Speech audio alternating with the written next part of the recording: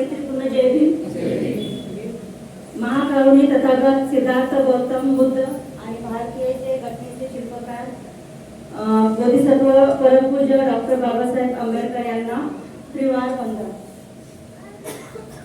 तसेच माता रमाई, क्रांतीज्योती सावित्रीबाई फुले, माता जिजाऊ, फातिमा शेख, अहिल्याबाई होळकर, मुक्ता साळवे या रणरागिणींच्या संयुक्त जयंतीनिमित्त जमलेल्या सर्व बंधू भगिनींना हार्दिक शुभेच्छा आणि सर्वांना मैत्रीपूर्ण जय भीम। आज मला क्रांतीज्योती सावित्रीबाईचे जे विचार जीवनपट मांडण्याची जी संधी दिली त्याबद्दल मी सर्वप्रथम रमाई संघाचे आभार मानते। क्रांतीज्योती सावित्रीबाई फुले यांचा जन्म 3 जानेवारी 1831 रोजी सातारा जिल्ह्यातील नायगाव येथे झाला। त्यांच्या वडिलांचे नाव खंडोजी नरसे पाटील आणि आईचे नाव लक्ष्मीबाई होते। त्यांचे लग्न अवघ्या 9व्या वर्षी महात्मा ज्योतिराव फुले बरोबर झाले।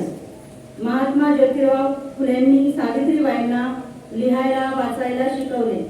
त्या भारतातील पहिल्या महिला शिक्षिका होत्या। त्यांनी आपल्या ज्योतिबा सोबत स्त्रियांसाठी आणि शोषित वर्गांसाठी शिक्षणाच्या दाराआड राहणाऱ्या समाजाचा प्रवाह बदलण्याचे काम केले।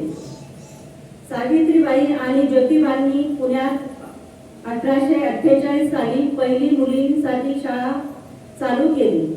त्यावेळी मुलींच्या शिक्षणाचा विरोध करणाऱ्या समाजाला झुगारून त्यांनी शिक्षिकेचे काम केले। शाळेत जात असताना अनेकदा लोकांचा विरोध सहन करावा लागत होता। लोक त्यांच्यावर दगड, चिखल तर काही वेळा शेण फेकायचे, पण सावित्रीबाईंनी हार मानली नाही। सावित्रीबाईंनी फक्त शिक्षणाचाच प्रसार केला नाही तर बाललग्न, सती प्रथा, जाती विषमता, विधवांच्या दुर्दशा विरोधात आवाज उठवला। त्यांनी विधवेसाठी आश्रय उभारले केली, तिथे विधवांना सन्मानाने जगता येईल। आजच्या आधुनिक काळातही सावित्रीबाईंचे कार्य प्रेरणादायी आहे। त्यांनी सुरू केलेल्या आज स्त्रियांसाठी शिक्षणाची दारे उघडे केली। सावित्रीबाई फुले यांची जयंती साजरी करणे म्हणजे त्यांच्या प्रति आदर व्यक्त करणे आणि त्यांच्या विचाराचे पालन करणे। आज आपण शिक्षण, समता आणि सामाजिक न्यायाच्या दिशेने पुढे जाण्यासाठी सावित्रीबाईंच्या योगदानाचा आदर्श घ्यायला हवा।